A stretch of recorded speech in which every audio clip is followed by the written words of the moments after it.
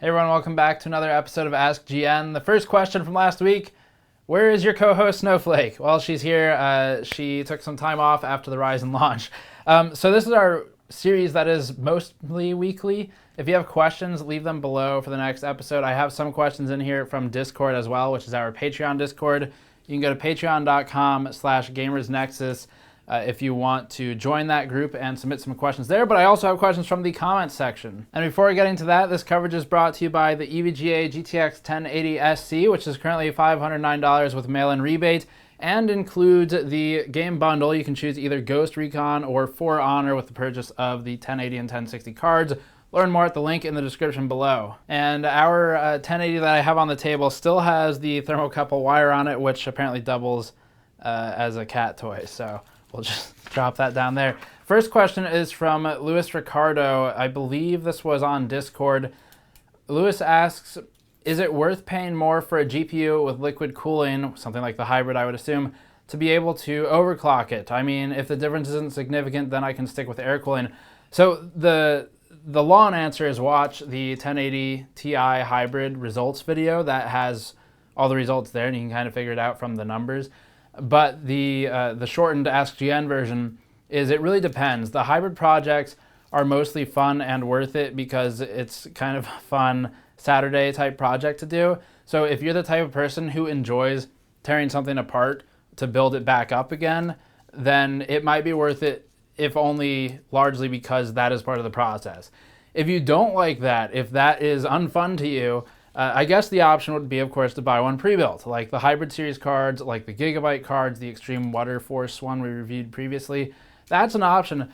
They are expensive, of course. It's normally an extra $100 or so offset. That was insane. She just like wall jumped off of my leg. That was pretty cool. Okay, we're gonna put that away, Snowflake. So that's one option. Now, is it worth it?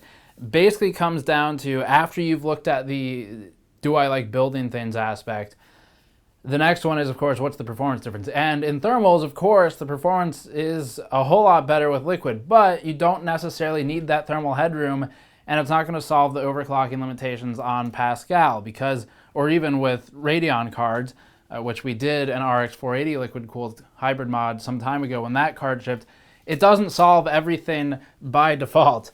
So you are still faced with voltage and power limitations. Removing the thermal limitation is certainly helpful, but the clock is not going to have that much extra headroom in overclocking. The gains that you get will primarily be in clock stability versus something like a reference card with a blower cooler, because those are not great for the noise output, whereas the liquid cards are better in terms of noise output and in terms of the clock stability. So the clock, if you plot the clock rate over time versus temperature, it will be more of a flat line with a liquid cooled card or with a really well cooled air card, something with maybe two fans on it like Twin Frozer.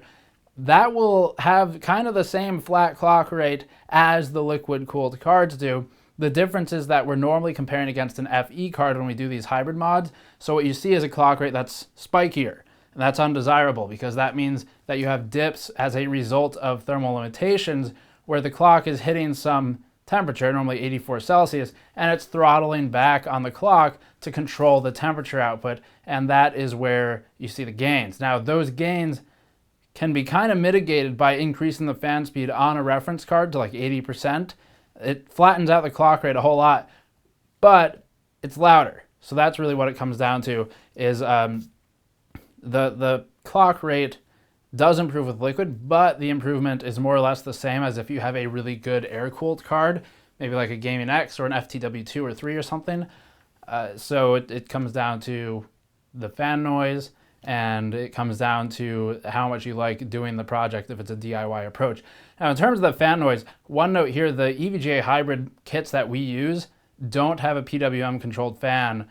The radiator fan basically blasts at 100%. So one good option would be to plug it in somewhere else and control the fan, and you can bring down the fan speed to something like 60%, reduce your noise a whole lot, and the thermals will still be equal to a half-decent air card. So that's something that a lot of people don't take into account, is you can manually control the fan speed, reduce the noise levels, and still have thermals that are about equal as a card air-cooled with a higher noise level because it's got a higher fan RPM. All right, next question is from Otterwise. This was another Discord question before we get to some of the YouTube comments.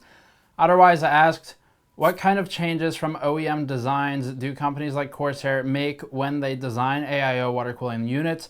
Are they just cosmetic, or do they modify cold plates, etc.?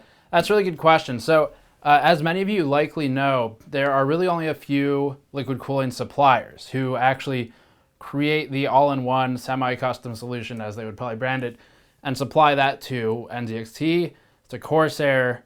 Cooler Master makes their own.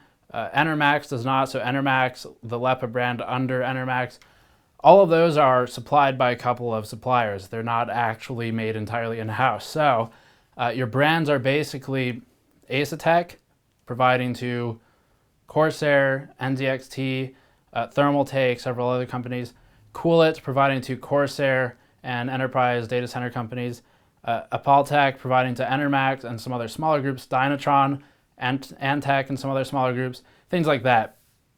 So basically, Corsair or NZXT might approach Asetek and say, we need to make a SKU that fits this market to compete with. Let's take one of them. Let's say NZXT.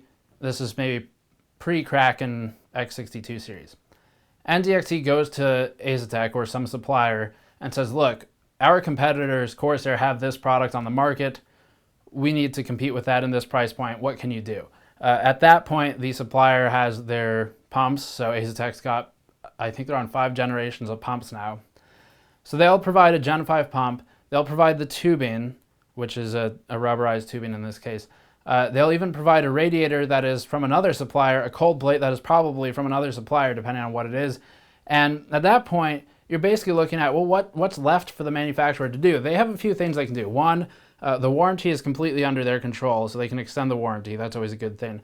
Two, the PCB in the liquid cooler, and this is a new thing, it's not really been done too much before, the PCB can be customized to some extent. So EVGA just got into the liquid cooling market with closed loop coolers like the CLC 280, and that has a PCB in it with a firmware, it can update firmware by the user. So it's got user upgradable firmware. That is a customization that was made by EVGA through Asetek. So that's an example of where they can differentiate themselves. Basically, EVGA said, look, we want this to be user upgradable for whatever reason, and it's got some memory on it so you can unplug the USB cable and run whatever color profile you want without it always being plugged into the motherboard. So that's an example of a customization. Other examples would be also on the PCB front. NZXT's X2 series, like the 42, 52, 62, has it's got a large PCB on it that you've probably seen in our coverage on the teardown. So that black circular PCB, not the green one, but the black circular one, is a custom NZXT design, and that controls all of the intelligent lighting that goes on. So that's a customization. Another option is the pump speed. So they can customize pump speed. Not too exciting, but they can do it. And then there's also things like fin density and pitch. Now, I don't know if anyone does this today, but several years ago, I remember one of the manufacturers telling me that they customized the fin density and the pitch in the cold plate. So that would be those micro fins that are inside of the sort of the pump body where the liquid goes through. Customizing that can help with things like flow rate or impedance. So that's something that the manufacturers can do. But more or less, this is a semi-custom, mostly complete solution. And the manufacturers make fine-tuning that is really important to differentiate themselves and offer something different. But ultimately, these people who are competing with one another oftentimes are buying from the same supplier, which is really interesting because you've got one or two suppliers who are effectively creating products or working with companies to create a product that's competing, their own customers are competing with each other. So that's really interesting. But those are some of the examples where they can customize. There are significant differences. It depends on where you look, because not everyone will customize. Some of the early models from customers of the suppliers who get into liquid cooling late in the game will often be fairly simple. EVGA is kind of a difference here where they did try to customize quite a bit. But that's kind of what you're looking at there. Next question is from a YouTube comment from Chazzy2501, who said, "Hey, all caps exclamation point. Does VRAM stacking really exist? Is it a DX12 only thing? I thought the double memory I saw in GTA 5 DX11 was a bug, but maybe it supports stacking, question mark. This was a Deus Ex Mankind Divided query DX12 SLI patch. If stacking is true, then can I run the ultra setting? I can run ultra settings without VRAM limitations." So to clarify, VRAM stacking here doesn't mean physically stacking the packages or anything. What this question is referring to, as I'm sure most of you know, is if you've got two cards in a system, both are 6 GB, then do you effectively have 12 GB of VRAM? The short answer with DX11 is no. So it does not work that way. GTA 5, I know what you're talking about. GTA 5, back when I tested it extensively, and I don't know if it still does this, but back when I last looked at that VRAM slider in the top right of the options menu, that is incorrect. So if you plug in SLI cards, back when I looked at it, it might show like 12 GB for two 6 GB cards. It can't really work that way in DX11. So when it says you're using 10 GB out of 12, first of all, what it's projecting you're using does not necessarily mean what is actually going to be in use. It's a projection. And secondly, the 10 out of 12, you're not actually going to be using 10 concurrently between both cards. You'll be using maybe all 6 and then just doing normal swapping and dumping of memory at that point. Now with the stacking thing you're talking about with DX12 and low-level APIs in particular, there's something called explicit multi-GPU. We did coverage of this in the past where I think we published a video called like SLI Fire, SLI Fire, as in SLI and Crossfire. And that shows some early explicit multi-GPU testing with probably Ashes of the Singularity at the time, where the GPUs used in the system, one, separately from this question, don't have to be the same GPU. If the game supports it, has to support it, won't just magically work. And two, technically, theoretically, you could tap into the memory on both of those devices. I haven't tested this extensively since the multi-GPU patch for Ashes, so I don't know what the current status is. I haven't tested Mankind Divided, so I'm not sure how that works specifically. But the theory is that yes, VRAM stacking is true and is something you could do, but it's on the developer side. It's not something you can kind of toggle yourself, and it's got to be in a new low-level API. It will not be supported in DX11. I think that more or less answers the question. And I would love to get more depth on that. We'll have to look at Mankind Divided because I wasn't aware that they had a DX12 SLI patch recently. Next question, Comanso Rowlett says, or Sam says, ask a GN, what's the difference between streaming processors and Cuda cores? I've seen this one before. And are they comparable when comparing an NVIDIA GPU and an AMD one? For example, 3584 Cuda cores equals the same as 3584 streaming processors, question mark. So the immediate answer is no, they are not the same, and 3584 does not equal 3584. So it's kind of like with CPUs, the definition of a core is different. AMD's definition of a core, if we're looking at CPUs, is much different from Intel's in terms of what's inside of the core. The CCXs on Ryzen, for example, is a much different approach than the way Intel goes about it. And it's the same with GPUs. Their definitions of cores are different, and their core architecture is different as well. So how the core is actually built and how it interacts with the rest of the system. So to quickly go through a few things here, I took some notes from our old articles. If you are interested in this type of discussion, the best place to get it from us would be from our initial reviews of a new architecture. So that would be the RX 480 for Polaris and the GTX 1080 for Pascal, I believe was the first Pascal card. If you look up those two reviews, the entire first page is an overview or a primer of the architecture, and that'll kind of recap some of these points if you are interested in learning more, and that would be the reference cards for both. So they're not equal. Core architecture is different, as I said. The memory subsystem is also different. So delta color compression functions differently on AMD and on NVIDIA. They don't sort of pull an open source algorithm and just use it. They build their own system for color compression, memory compression, how the data is basically optimized. So data path optimization would be one of those things. So that's different, and that interacts with the cores differently. Other items of note, the rendering mode is different. So NVIDIA, as I think originally detailed by David Cantor at Real World Tech, but later detailed by NVIDIA this year, NVIDIA does something called tile-based rendering, which maybe we should do a whole video on Maxwell, Pascal, maybe Kepler. I think I have to check on that though. But they do tile-based rendering, whereas you might normally see something like immediate mode rendering. And these are differences as well that go outside of the cores and just are more of a rendering question. But the idea is that because of this difference alone, you're going to have differences in how the GPUs function at a very fundamental level when they're trying to figure out what they're rendering and how they're calling the unnecessary detail in a scene prior to drawing it or something like that. Other differences. So in some GPUs, the cores can be assigned to specifically handle certain types of tasks. So you might have double precision for something like a P100 accelerator. I think that was a Tesla P100 accelerator. So that would be an example where first of all, the SMs in the GP100 chip, the SMs contain a different amount of cores than they do on something like this, like a 1080 with the GP consumer level chips. So that's different. The SM layout is different in terms of how it's organizing the cores, and the cores on the SM are different too. So the cores on the SM might be, some of them are set up for FP64 or double precision, some are set up for FP32, and that, we have a whole separate article on that, by the way. If you look up just Gamers Nexus GP100 deep dive, I think you'll find it, and that details that specific chip. And it was an article and a video, but the article's better. Just go, the video was shot in a hotel room. So that can be different too. There's other things. Organizational hierarchy, as I was saying, impacts things. For example, NVIDIA and AMD have GPCs or GCPs, depending on which one you're talking about. GPCs, graphics processing clusters, and then AMD's got GCPs, which are graphics command processors.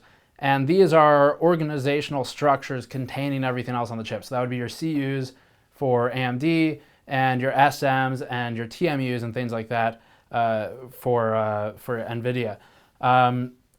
So that structure, basically what I'm getting at here is it doesn't just come down to cores. The cores are different, yes, that is definitely an important thing.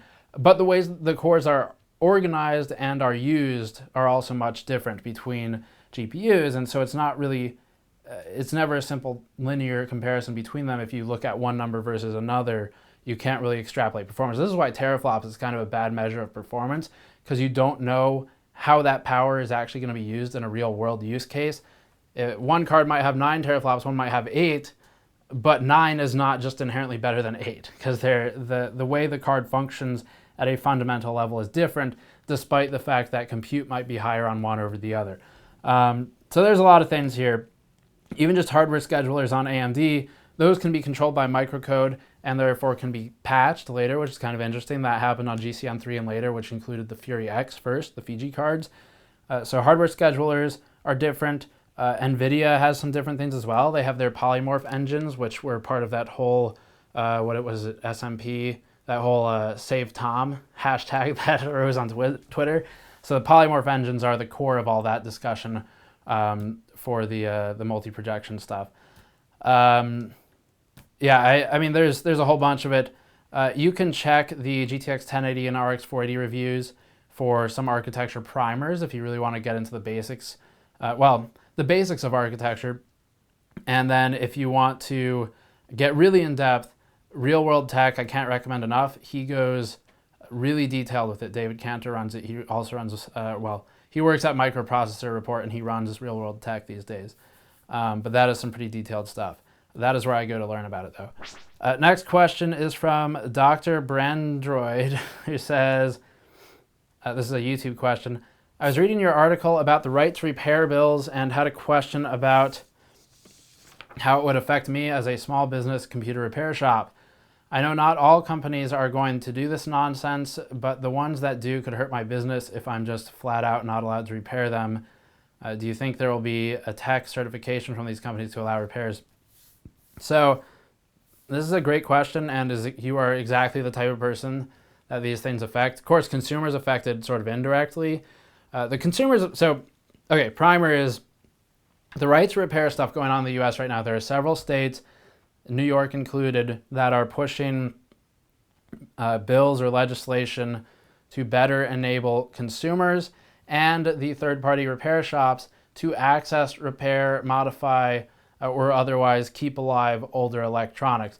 And this is something that, if you've not heard of him, Louis Rossmann has a YouTube channel, and he talks about this in great detail with a whole lot of passion, so he's a good place to look as well for more of this coverage. He talks about all that with a great deal of passion and is entertaining, but it's also a pretty serious situation for him as a repair shop, which it sounds like you also are. So the way this impacts you, right to repair, if this is bounced and if companies like Apple, Microsoft, Sony, Nintendo, those types of companies are allowed to more or less dictate what is legal for you to do as a shop, then you face potential challenges in one, being an unauthorized center for repair. So one of these companies might say, you are not authorized to perform repairs, we will not give you the authorization needed, and if a customer comes into you, you're not going to have any credentials to provide them to say that you are qualified to repair this device. So that certainly is not a good look to your customers. Another thing to be concerned about is, according to what Louis Rossmann was saying, and he knows about this a whole lot more than I do just because it's his life to repair these things. What he was saying is that it is actually illegal for service technicians without these protections in some cases to acquire repair documents, board views, things like that, that actually make it possible for you to do your job. And his analogy was really a great one, so I'm going to steal it. His analogy was, if you work on a car, choose any major car brand, you work on, let's choose a dead one, you work on a Saturn. So you work on a Saturn, you can get service manuals for that car and use those manuals to do your repair either as an individual or as a shop. And you can do that for your customers. The problem here is that you don't really have that ability. You don't get the service manuals. Acquiring the service manuals is of questionable legality. And then convincing your customers that you are a legit shop that can do this without any certification or support or backing from the manufacturer making the device means that you're going to have trouble convincing people to go to you to repair their sensitive device. So it's a really serious thing, especially for small repair shops, because you can have your business impacted. And what's the gain? Well, the gain is a company like Apple, who makes a $2,000 laptop. You're gonna, or even just take their phones, take an iPhone. You drop an iPhone and crack the screen, that's really not that hard to repair. You can pull it apart, you put a new screen in there, you buy it from Shenzhen or something, throw the screen in there, and the phone is fine. It doesn't need to be replaced. It works fine. The memory is fine, the CPU is fine, everything is good. So then what are they doing? Well, Apple might look at your phone and charge you a whole bunch of money to repair it, or might push you in a direction of saying, you know what, it's really time to upgrade. And having that level of control, because you have no third-party sources that are officially any kind of legitimately certified, that's a problem. That's how consumers get gouged way more than it's worth for a repair part. And in a lot of cases, something like a laptop, you might just need to do some thermal changes. Like, we've done plenty of videos where switching a drive or adding thermal pads, cleaning off thermal paste. I tweeted a whole bunch of things about doing this recently for a laptop. It's not hard to do that stuff. So you could do it yourself. I can make a video and show you how to do it. You could do it for free plus the cost of thermal paste and thermal pads, and it would take you half an hour. But if you go to a service center, because there's no documentation online to show you how to repair the device, because there's no technician that is certified that you can easily search for, find, and pay to repair the device for cheap, you might have to go to a retail, the actual store, like the Apple store or whatever. I was trying to avoid using their name again, but you can go to an actual store. They'll be happy to do that for you for $500 or whatever, and it's outrageous. So yeah, it impacts you. I'm researching more on this topic myself because I do want to do some videos on this. It is very interesting and polarizing to me, and this is an area where we can really dig into something without having to do the kind of usual testing and stuff we have to do. We can just look into it legally, look into the ramifications, look into the bills, and do some kind of pieces on it. So that is on the table. If you want more information on this and you want to be better informed, you can check out Louis Rossmann's rants. They are a bit ranty, but they're entertaining, and it's a good way of explaining what's going on and how you can act, what you can do, and how it impacts you either as a technician or as an individual. He's pretty qualified on that front because it's his life to repair things. The last one is from C.Swords, and I'm not going to answer this question, but I have a note for it. So this was from our Patreon Discord as well. And Swords asked, what do game developers have to do to, quote, optimize a game? What is the process of this? This is a great question. And I will be soon joined on camera by Scott Wasson from AMD. He used to run Tech Report as the editor-in-chief. Now he's at AMD.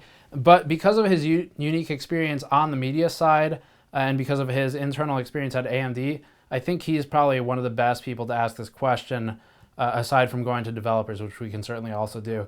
So we're going to be talking to him soon anyway. I'll get him on camera to answer that question specifically, along with some other questions. I know there were questions about sort of quote-unquote GPU IPC previously, and I hope to talk to him about that and stages in a GPU pipeline. They should be fairly generic in terms of like not being AMD-specific marketing, because Scott is from media, and he knows this stuff from when he did Tech Report. So I'm hoping we can get some really brand neutral answers that should be pretty educational for everyone. So that's all for this episode. As always, if you have more questions, leave them in the comments section below. And if you're part of the Patreon Discord, you can go to patreon.com/gamersnexus. If not, join the Discord, and you can submit questions to the special Ask GN channel, which is just for questions so I can find them easily. I suppose I'll throw in a quick announcement. We do have a store live now. You can go to store.gamersnexus.net. We've got these graph shirts, the normal GN logo shirts, and Steveism shirts as spawned by Paul and Kyle if you're interested in those. Subscribe for more. Thanks for watching. I'll see you all next time.